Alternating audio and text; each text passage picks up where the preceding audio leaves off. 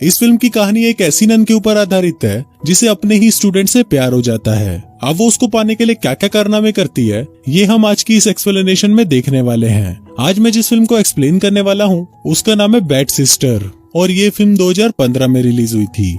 Movie की शुरुआत में हम जेसन नाम के एक लड़के को देखते हैं। जेसन को म्यूजिक बहुत पसंद था और वो अपने वीडियोस को सोशल मीडिया पर पोस्ट किया करता था। जेसन के स्कूल की छुट्टियां खत्म हो चुकी थी, इसलिए उसके मॉम और डैड जेसन और उसकी बहन जोई को वापस स्कूल छोड़ने आए थे।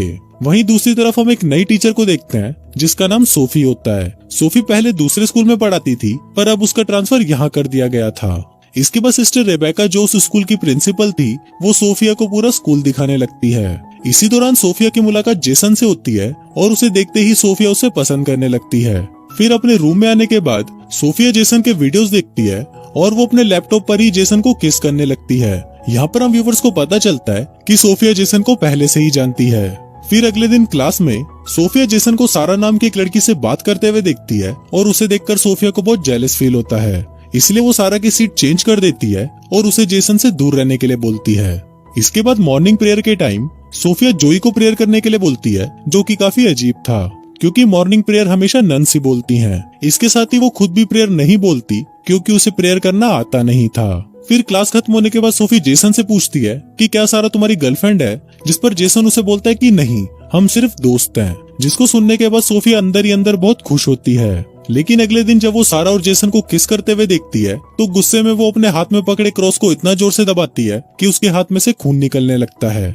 यहाँ पर हम देखते हैं कि सोफिया एक साइको है और वो जेसन को पाने के लिए कुछ भी कर सकती है। इसके बाद वो सारा को धमकी देती है कि अगर वो जेसन के नजदीक भी गई तो उसके साथ बहुत बुरा होगा।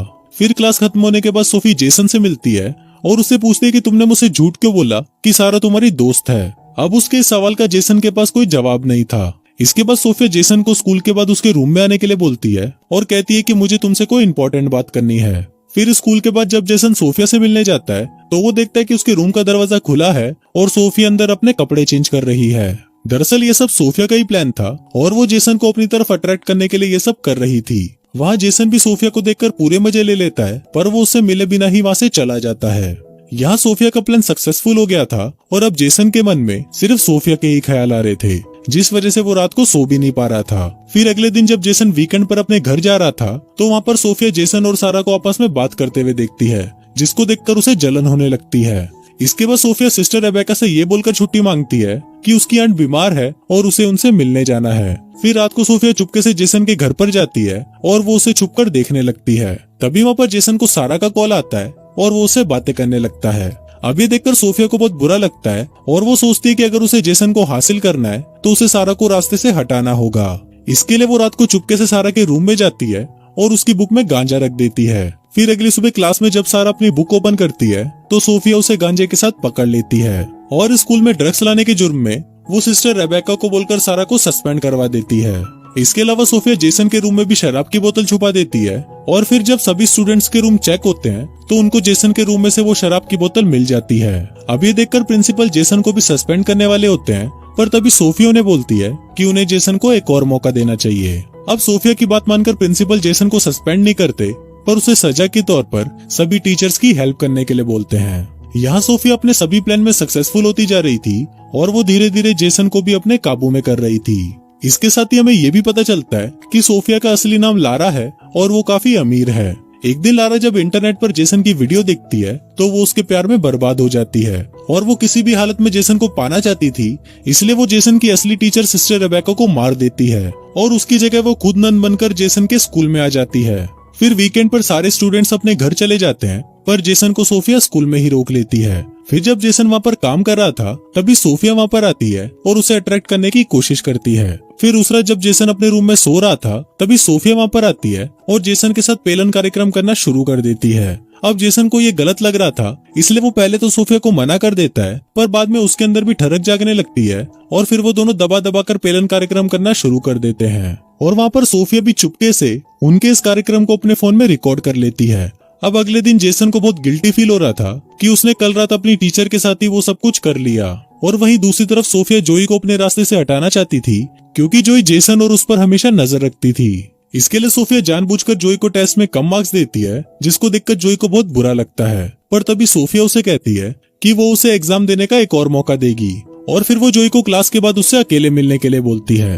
फिर क्लास खत्म होने के बाद और जोई के वहाँ आने से पहले सोफिया एग्जाम की आंसर शीट को डेस्क के ऊपर रख देती है और फिर जब जोई वहाँ पर आती है तो उसके हाथ वो आंसर शीट ही लगती है, जिस पर सोफिया उस पर चीटिंग का इल्जाम लगा देती है और वो सिस्टर रेबेका के पास जाकर उसे जोई को सस्पेंड करने के लिए बोलती है। लेकिन यहाँ पर उसका प्लान फेल हो जाता है क्योंकि सिस्टर रेबेका जानती थी कि जोई पढ़ने में बहुत होशियार है, इसलिए वो उसकी इस गलती के लिए जोई को माफ कर देती है। फिर सोफिया के वहाँ से जाने के बाद जोई सिस्टर रेबेका को सोफिया की सारी बातें बता देती है।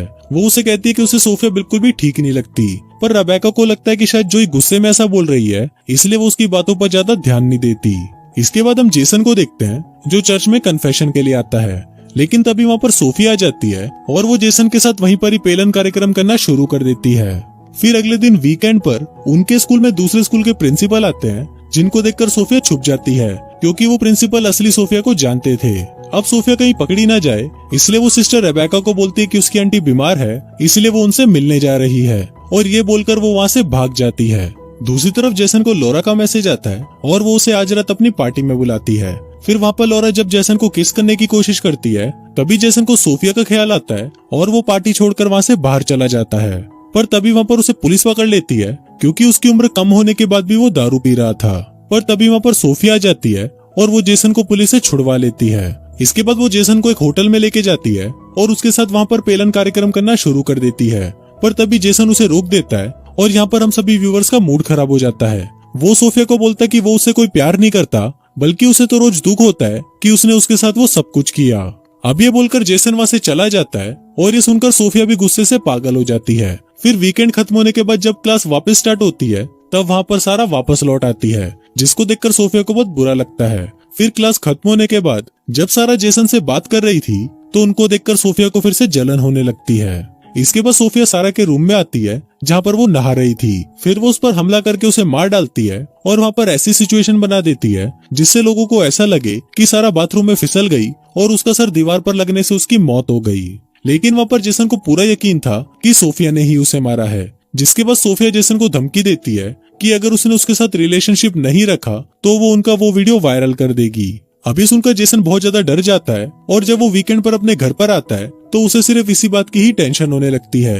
वहीं जोई भी जेसन को बहुत टाइम से नोटिस कर रही थी और उसे पता चल जाता है कि जेसन के साथ कुछ तो गलत हो रहा है, इसलिए वो जेसन से सारी बातें पूछती है और जेसन भी उसे सोफिया और अपने सभी कांड के बारे में बता देता है। वो उसे बताता है कि उसने उन दोनों का वीडियो भी बना लिया है और वो उस वीडियो के बेस पर उसे ब्लैकमेल कर रही है। फिर इसके बाद वो दोनों ये डिसाइड करते हैं कि वो सोफिया का सच सबके सामने लाएंगे। इसके लिए वो दोनों अगले दिन चुपके से सोफिया के रूम में जाते हैं और उसका लैपटॉप चेक करने लगते हैं, जहाँ पर उन्हें असली सोफिया की बहुत सारी फोटोज मिलती है।